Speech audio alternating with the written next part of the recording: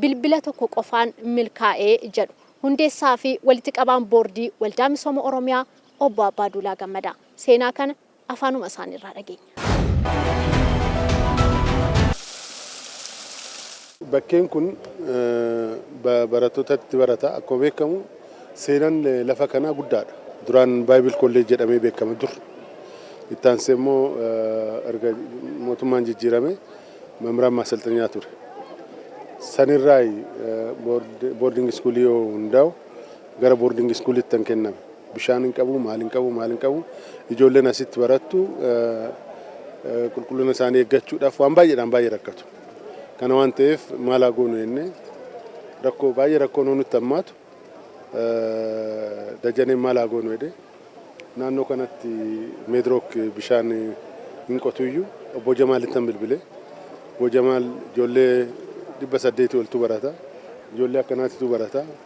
Kanaaf kana nu dhaqqabii nu hojjedhu hin jedheeni obbo Jamaal Ahmed hojii raawwachiistaan meedrook investment mee xiqqoo ture jedheet sittan deebi'aa naan jedhe sa'aatii xiqqoo turetti deebisee naa bilbilee hin calqabu naan jedhe hin ajajee ogeessota baay'ee galchee hojii guddaa hojjetanii meetirri 300 qotameet duraan lafa kanarratti bishaan qotamu mineraala adda addaatu jira inni qulqullaa'u qaba.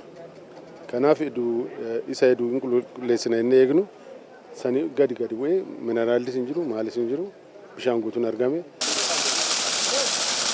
Waldaa misooma Oromiyaaf hojjechuun siidaa hin irraanfatamne kaawwachuudha jedhaniiru. Hundeessaa fi walitti qabaan boordii waldaa misooma Oromiyaa obbo Abbaaduulaa Gammadaa maal jechuu isaaniiti? Manni barumsa addaa 135 Oromiyaa keessa jira hoo jedhamu xinnaa jechuu miti. Umrii keessan keessatti seenaa hojjechaa jirtu. Seenaan irraanfatame. Karoorri kennamee ture.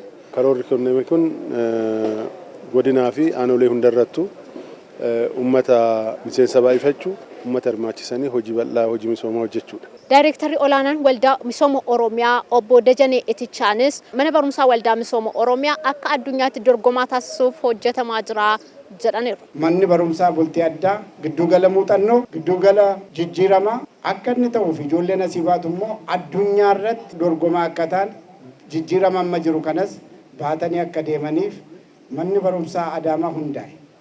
Yeroo ammaa kana manni barumsaa kun akka biyyaattis akka naannoottis giddugala jijjiiramaa ta'uudhaan barattoonni kumaatamaan lakkaa'an barsiifneet biyyaaf qaqqabsiisaa jira. Godinaaleen Oromiyaarraa raawwii hojii gaggaarii galmeessaniif konkolaataarraa eegalee hanga waraqaa ragaatti badhaafamaniiru.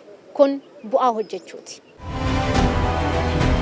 Muhiddin Mahmad jedhama ofiisara miseensummaa Waamaa Odamee godina Arsiiti. Hojii adda addaa akkuma walii galaatti akka Oromiyaatti hojjenna akka godina keenyattis toora xiyyeeffannoo waldaan kaa'ee hojjetaatiin hin jira. Bara 2019 wanta kanaan dura akka hanqinatti qabnu furreetiniin daran rakkoo uummata keenyaa hiikuurratti xiyyeeffanneetiin hin deemne. Maqaan kiyyaa Lawiyyaa Haamid jedhama. Sadarkaa lammaffaadhaan baanee maddoota galii waldaa misooma Oromiyaa qabutu jira. Isa kana hunda bira geenneeti. Isa kana hunda biratti galii keenya sassaabaa turre jechuudha.